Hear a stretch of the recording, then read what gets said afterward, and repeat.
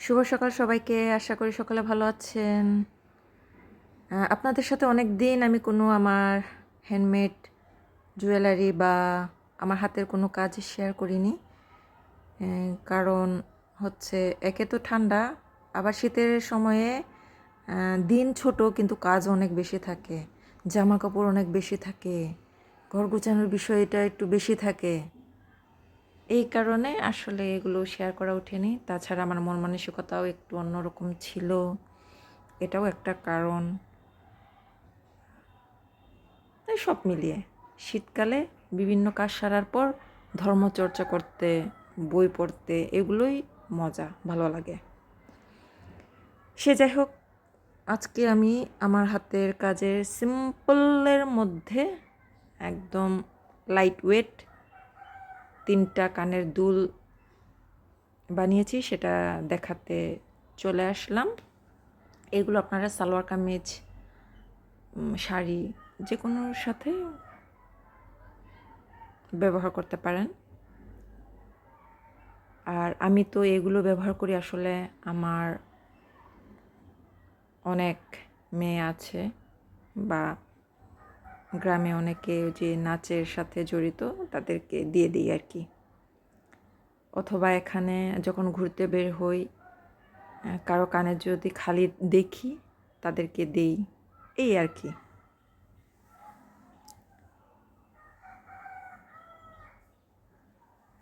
এটা হচ্ছে তার ফাইনাল লুক প্রথমটার। এরপরে আসলে আর এই 3টা আমি বানিয়েছি হচ্ছে শুধু হেডপিন, পুঁতি আর ওই ঝুনুরি দিয়ে। যখন কোনো একটা কাজে বসি, একটা জিনিস বার করি, সেটা দিয়ে কাজ করতেই ভালো লাগে। মানে সেটা দিয়ে কি কি কাজ করা যায় সেটা ভেবে রাখি, তারপরে সেভাবে বানাই।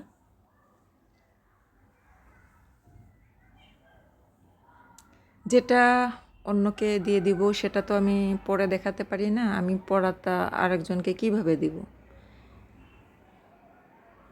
আর যেগুলো আমি নিজেই পরবো, এই যে যখন বাজার টাজার করতে যাই, ঘর থেকে বের হই, তখন যেটা পরে বের হব সেটা আমি আপনাদের সাথে পরে দেখাবো আর কি। এটা অরিজিনাল মুক্তা ব্যবহার করেছি এটাতে। আর এখানে ওই মেশিন টেশিনও ব্যবহার করা লাগে না, মানে ওই যে বিভিন্ন ইয়াগুলো ব্যবহার করেন, হাত দিয়েই মানে বানাতে পারেছি। এই যে ফাইনাল লুক, এবার একটু পরে দেখাবো আপনাদেরকে।